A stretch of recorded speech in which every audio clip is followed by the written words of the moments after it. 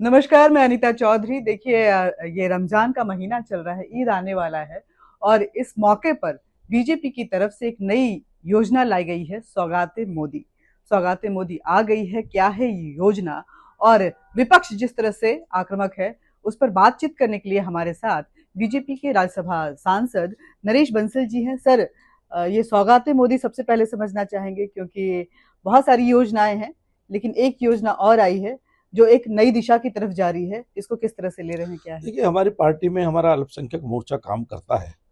उसके राष्ट्रीय अध्यक्ष भी मुस्लिम समाज से हैं और मुस्लिम समाज का रमज़ान चल रहा है, ईद है, तो उसमें अगर वो अपने समाज के लोगों तक अपने सौहार्द का संदेश देते हैं मोदी जी की सौगात के रूप में, तो मैं समझता हूँ एक अच्छा प्रशंसनीय कार्य है और जिनके पास वो पहुँचेगी वो भी उसका स्वागत करेंगे।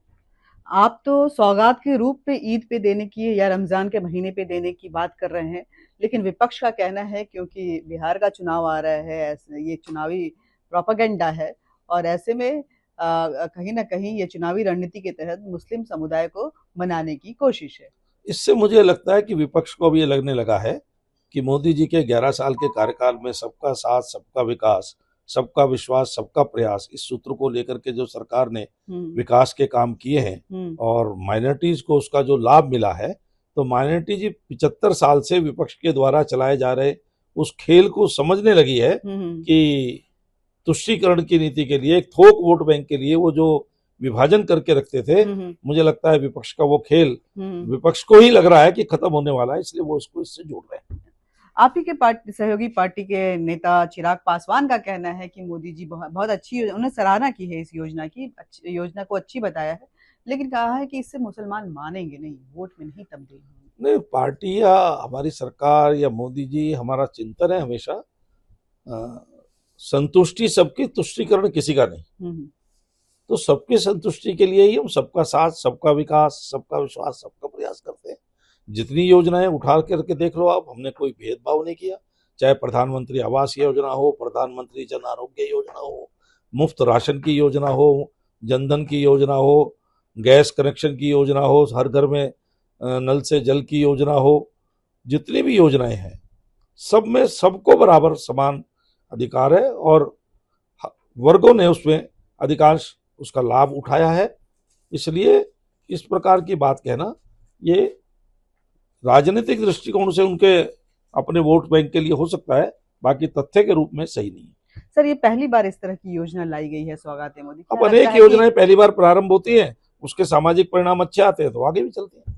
मुस्लिम दिल पे राज कर पाएगी कभी मोदी, कमल जी? देखिए, हम हर दिल पर राज करना चाहते हैं, पर उसको मुस्लिम, सिख, ईसाई, हिंदू इस पर नहीं बांटना चाहते। मोदी जी को हर वर्ग के लोग मानते हैं, हर वर्ग के लोग चाहते हैं और भारतीय जनता पार्टी, मोदी जी, हमारा राष्ट्रीय नेतृत्व देश के 140 करोड़ लोगों का प्रतिनिधित्व करते हैं, उन सबके दिलों पर राज करते हैं। सर, एक और सवाल है, तेलंगाना में की सरकार ने सिर्फ रोजा इफ्तार पे 150 करोड़ रुपए खर्च कर दिए, तो वो हमको मोदी सौगात देने पर सिखाने की कोशिश कर रहे हैं। तो वोट की राजनीति तो वो कर रहे हैं जो ठेकों में 4% का आरक्षण दे रहे हैं, जो संविधान के बिल्कुल विरुद्ध है, संविधान सम्मत नहीं है, तो वो कर रहे हैं ये राजनीति। हम तो जो कुछ कर रहे हैं खुला है, उसमें कभी एक भी चीज बिना ऐसी नहीं है जो संविधान सम्मत ना हो, सामाजिक दृष्टि से ना हो। सर, एक आखिरी सवाल है कि सदन चल रहा है और ऐसे में कई नेताओं की तरफ से कुछ अनर्गल बयान आ रहे हैं। एक अनर्गल बयान कल्याण बैनर्जी की तरफ से, टीएमसी की तरफ से आया है, जिसमें उन्होंने केंद्रीय कृषि मंत्री शिवराज सिंह को दलाल बोला है। ऐसी भाषा लोकतंत्र में किसी भी रूप में मान्य नहीं है। कल्याण बनर्जी इस तरह के वक्तव्य देकर के समय समय पर चर्चित भी होते रहते हैं और मुझे लगता है वो शायद ममता बनर्जी के अधिक अंक पाने के लिए, उनकी उसमें अधिक अपनी इम्पोर्टेंस दिखाने के लिए इस प्रकार के कृत्य करते हैं। ऐसे कृत्य लोकतंत्र में मान्य नहीं है, उनको इसके लिए माफी मांगनी चाहिए। बहुत बहुत शुक्रिया आपका सर। तो ये लोकतंत्र है, नई योजनाएं चल रही हैं और ऐसे में मान मनोबल की कवायदें भी तेज हो गई हैं। जय हिंद।